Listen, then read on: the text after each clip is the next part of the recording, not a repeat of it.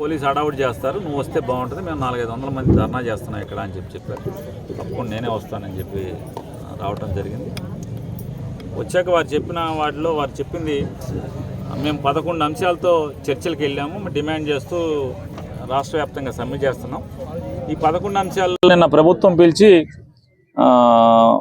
కొన్ని అంశాలని ఒప్పుకుందామన్నారు. దానివల్ల కింద అంటే మేజర్గా మేము పెట్టినటువంటి ప్రధాన సమస్యలను కాకుండా రెండవ ప్రాధాన్యత, మూడో ప్రాధాన్యత ఉన్నటువంటి అంశాలను మాత్రం నేను చేసేస్తామంటున్నారు.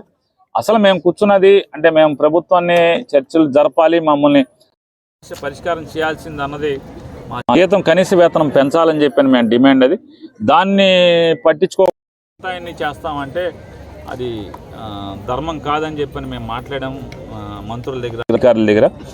కాబట్టి మీ ఎమ్మెల్యేలందరూ కూడా ప్రభుత్వంతో మీరు కూడా మా మాటగా మీరు సమస్యను కూడా మీరు ప్రభుత్వం దృష్టిలో పెట్టండి. కనీస వేతనం పెంచాలి, కనీస వేతనం అమలు చేయాలి.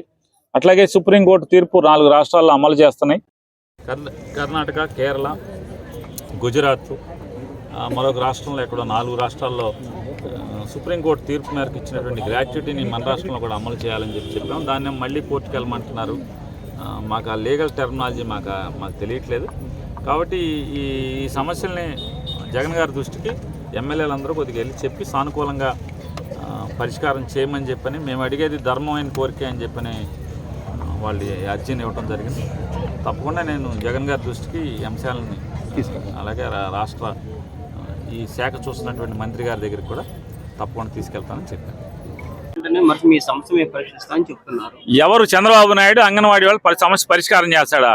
ఇదే అంగన్వాడీ వాళ్ళు ₹100 పెంచమంటే గుర్రాలు పెట్టి తొక్కిచ్చాడు వీళ్ళందరినీ. అంగన్వాడీ వాళ్ళని ఒళ్ళు హోనం, కాళ్ళు చేతులు ఫ్రాక్చర్లు అయ్యారు, నరకం చూశారు.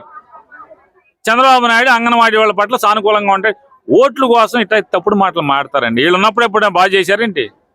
14 నుంచి 19 దాకా ఉన్నారు, ఏం చేశారేంటి అంగన్వాడీకి? అట్టాగే మాట్లాడతారు, ఓట్లు అడుక్కుంటాకి ఏం మాట్లాడతారండి. ఎప్పుడన్నా వీళ్ళు ఉన్నప్పుడు ఎప్పుడన్నా బాగు చేసి వస్తే 2014 ముందేమో వీళ్ళేమో ఎమ్మకొట్టుడు కొట్టించాడు గుర్రాలతో, వీళ్ళ కోరికల కోసం బయలుదేరి వెళ్తే గుర్రాలతో పోలీసుల్ని గుర్రాలు ఎక్కించి ఆ గుర్రాలతో తొక్కిచ్చాడు వీళ్ళని. మరి 14-19 ఏమన్నా శుభ్రంగా చూసుకునేది వీళ్ళు ఏమన్నా? రేపు వచ్చాక చూస్తారు. అధికారం ఉన్నప్పుడు చూసేవారు కానీ అధికారం లేనప్పుడు మాత్రం చూస్తాం అని చెప్తారు. మళ్ళీ వచ్చాక మామూలే, అందరికీ వాళ్ళకి తెలుసు ఆ సంగతి.